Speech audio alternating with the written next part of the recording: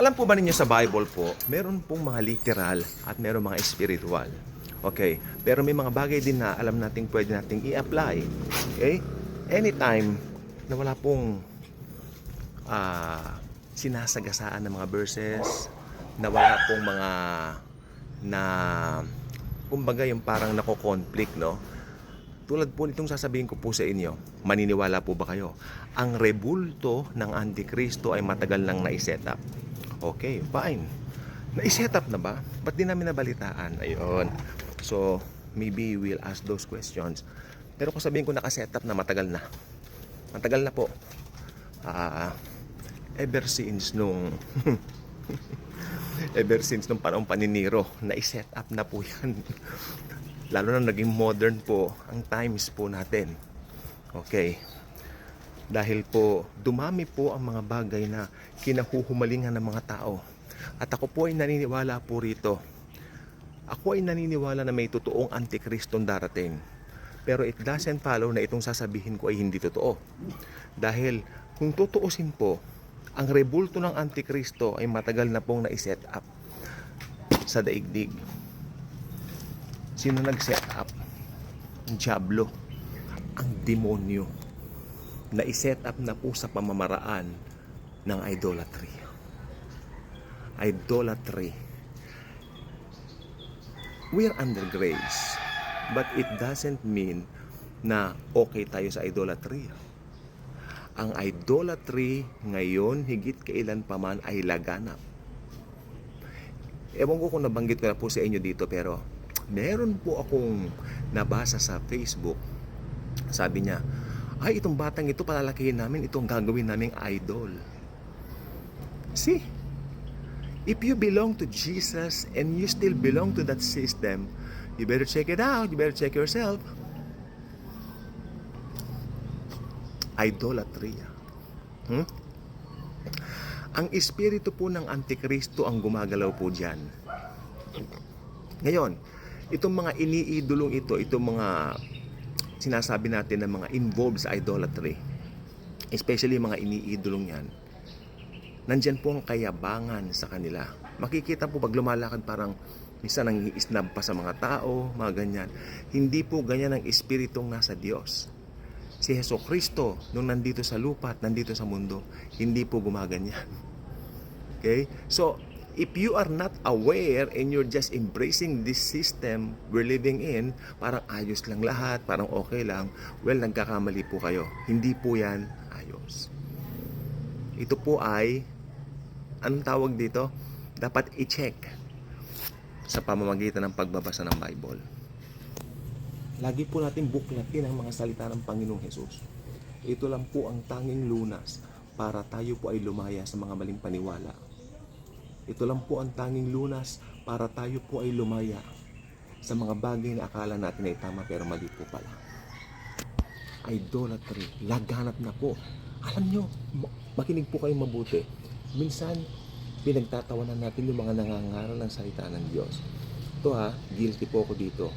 Sa dami minsan ng mga nangangaral, parang minsan dinededman na lang po natin dahil busy tayo sa everyday lives natin. Pero alam nyo, may katotohanan yung sinasabi nila. Of course, they're not under grace, they're under the law. Pero may katotohanan po yung sinasabi nila when it comes doon sa mga tao na nagpupurso ng idolatry at mga nag-a-attract nito. May katotohanan po yon. Okay? Yan ang espiritu ng idolatry. Okay, tignan po natin ngayon ang mangyayari pagdating ng araw na nandito na yung Antichrist. Alamin natin, the Holy Bible itself will stately clear that sa atin. Tignan natin. Siyempre sa Revelation chapter 13, ito ang tinatawag na ika-13 kapitulo. O, tignan nyo yan Inuubo kasi ako, sorry.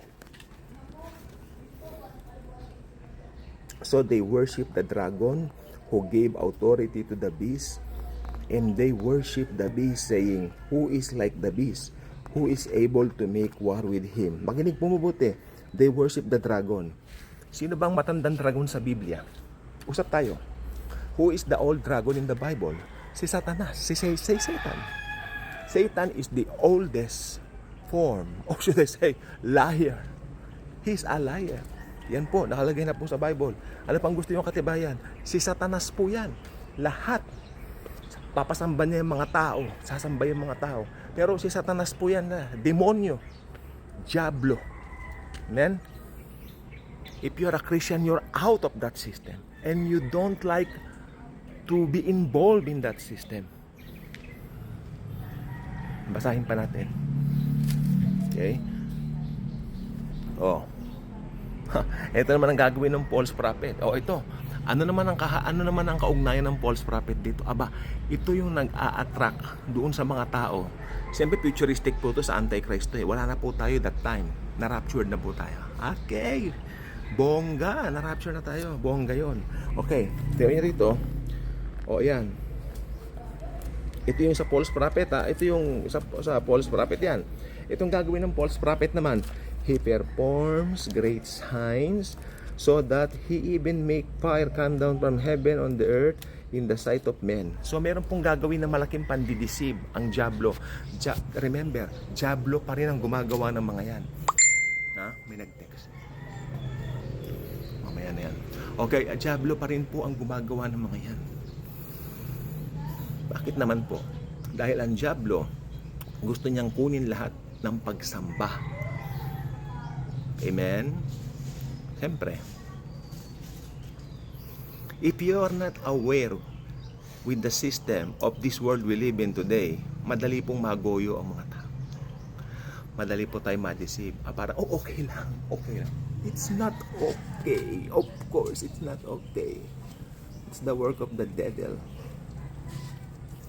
It's the work of Beelzebub. Sino ba si Beelzebub? Yan. Beelzebul ba? Beelzebub.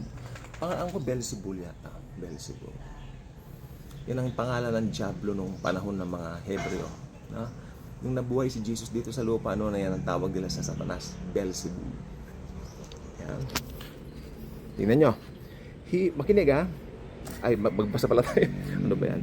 He was granted power to give breath to the image of the beast. Ayan ang talagang pakita yung mukha kong nye. Ayun. Yan ang yan ang peak ng kumbaga ng career ng Antikristo. Oh, may career bongga. Oh, he was granted power to give breath to the image of the beast, that the image of the beast should both speak and cause as many as would not worship the image of the beast to be killed. Akalain mo rebulto gagalaw? Abay, mamamangha mga tao. Remember, high-tech na po tayo ngayon. Pwede kang gumawa ng mga kung ano-ano dyan, yung parang ipo-form mo dyan sa taas. Naka-form. Oh. Pagkatapos, gagalaw. High-tech na po tayo ngayon. Pag gumalaw yan, napagalaw yan, parang totoong-totoo. Parang AI siguro kung something.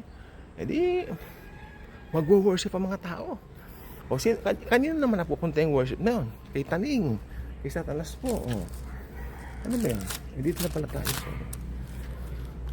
Ito, makinig. He causes all, both small and great, rich and poor, free and slave, to receive a mark on their right hand or on their foreheads. Ayan. Kaya naman po pala matatatakan sila ng mark of the beast dahil sobra ang pagsamba nila.